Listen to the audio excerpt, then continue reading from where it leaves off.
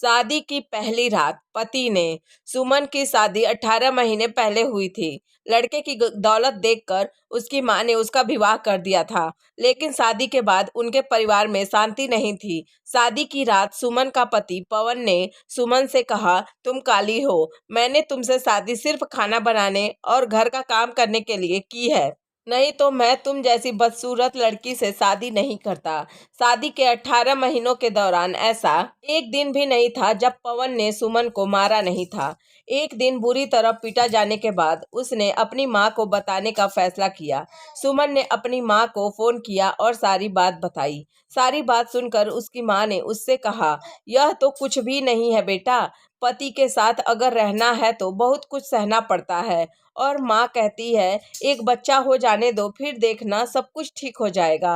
अपनी परिस्थिति तुम्हें खुद संभालनी है बेटी। यह सुनकर सुमन ने फोन काट दिया। अगली सुबह पवन ऑफिस जा रहा था।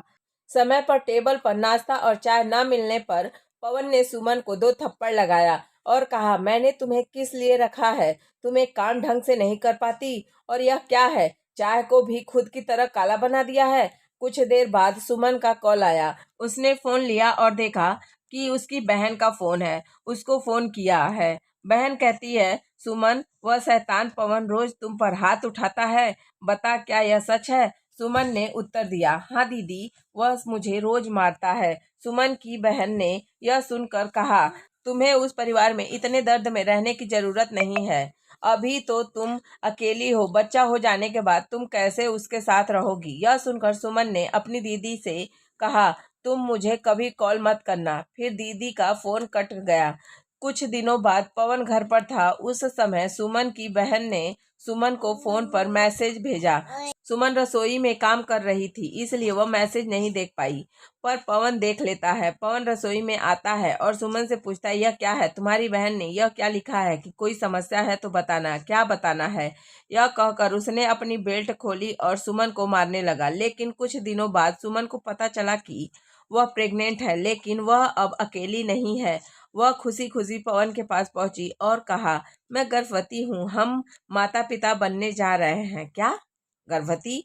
तुम्हें गर्भवती होने के लिए किसने कहा? क्या मैंने कहा? तुमने दवा क्यों नहीं खाई? तुम्हारी काली सूरत बदसूरत के साथ बच्चा पैदा नहीं करना चाहता। चुपचाप कल जाकर अबॉर्शन करवा लेना, नहीं तो मैं तुमको मार डालूंगा। यह सुनकर सुमन रात भर बिना सोए सोचती रही। मुझे कुछ करना होगा, मुझे अपनी समस्या का समाधान खोजना होगा। अब तक सिर्फ मैं थी, आज मेरा बच्चा भी है, अब नहीं तो नहीं मान सकती। अगली सुमन अपने बैग में कपड़ा भर रही थी। ऐसे में पवन पवन चीखता है, मेरा नाश्ता कहाँ है? नाश्ता अभी तक टेबल पर क्यों नहीं है? यह कहकर पवन कमरे में दाखिल हुआ और उसने देखा सुमन अपना बैग पैक कर रही है। पवन ने कहा, बिना बताए कहाँ जा रही हो? सुमन ने कहा, आपको और आपके जेल को मैं छोड़कर जा रही हूँ। अब आप हमेशा मुझे काली बदसूरत कहते रहते हैं। मैं अब तक कुछ नहीं कहा, लेकिन अब मेरे बच्चे का सवाल है। एक लड़का जो अपने बच्चे को ही मारना चाहता है, वह बुरे इंसान के सिवा कुछ नहीं है।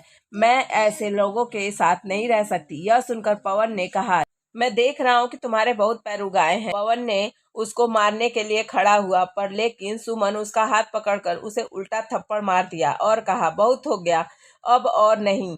मैंने बहुत कुछ सुना और कहा, अपनी पत्नी को काली बदसूरत नौकरानी कहते हो तुम। अब मैं तुझे सीधा कोर्ट में मिलूंगी, जेल में तुम्हारी अच्छी खातिरदारी होगी। यह कहकर सुमन अपना बैग लेकर मुस्कुराती हुई आगे बढ़ गई। हम लड़कियां किसी की जेल में रहने के लिए पैदा नहीं हुए हैं, अपने फैसले खुद ले सकती हैं और हम अपना समय बदल सकते हैं। दोस्तों, आपको यह कहानी कैसी लगी प्लीज कमेंट करके जरूर बताएं। अगर अच्छी लगी तो वीडियो को लाइक और चैनल को सब्सक्राइब कर ले। Thank you.